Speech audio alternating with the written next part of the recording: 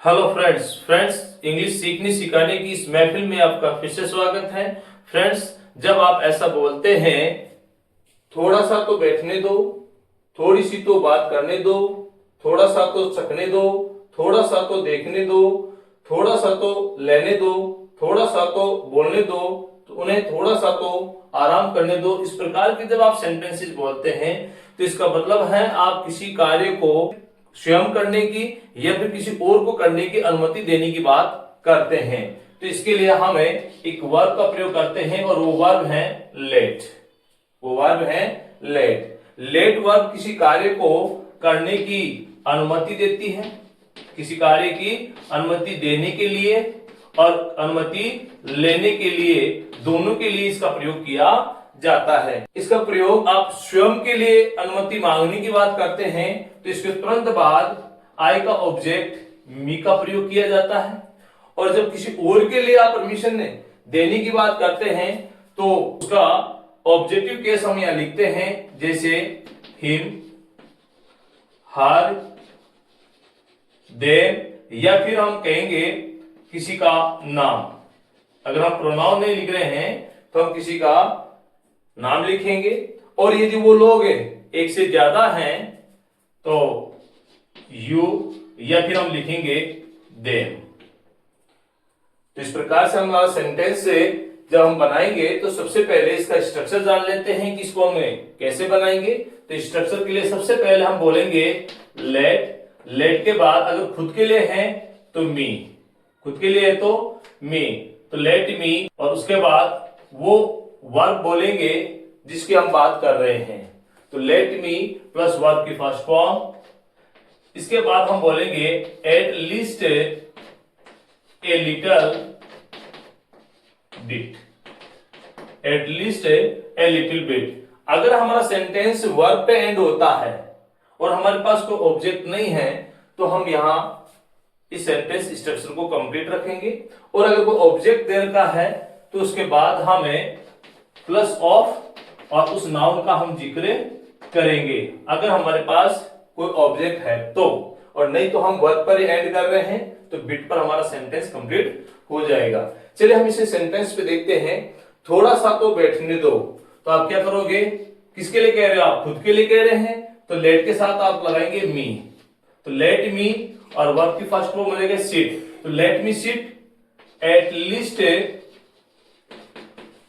ए little bit.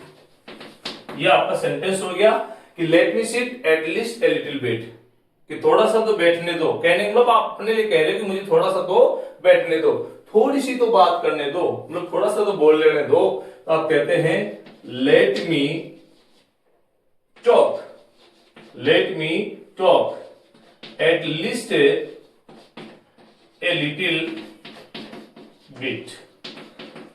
इसी प्रकार हमारा सेंटेंस हो जाता है थोड़ा सा तो चखने दो, तो इसके लिए भी आप क्या कहेंगे, let me test, let me test at least a little bit. इसी प्रकार हमारा अगला सेंटेंस हो जाता है कि थोड़ा सा तो देखने दो, थोड़ा सा तो देखने दो, तो इसमें भी हम क्या कहेंगे, लेट मी सी, या फिर let me watch, let me see या फिर let me watch at least a little bit. ये हमारा सेंटेंस हो जाएगा कि लेट मी सी या late me watch at least a little bit.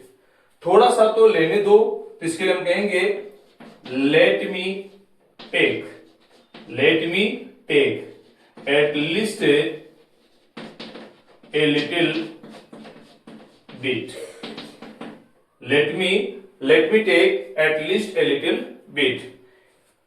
अब यहां लास्ट के दो सेंटेंस में हमने खुद के लिए कोई बात नहीं कही है, किसी और को परमिशन देने की बात करी है कि उसे थोड़ा सा तो बोलने दो, उन्हें थोड़ा सा तो आराम करने दो, तो इसके लिए हम कहेंगे लेट। अब यहां उसे सिंगुलर पर्सन की बात कर रहे हैं तो हिम, लेडी है तो हर, लेट हिम या फिर her speak at least a little bit. और इसी प्रकार इसमें हम बोलेंगे थोड़ा सा तो आराम करने दो, तो let them, let them rest, let them rest at least a little bit।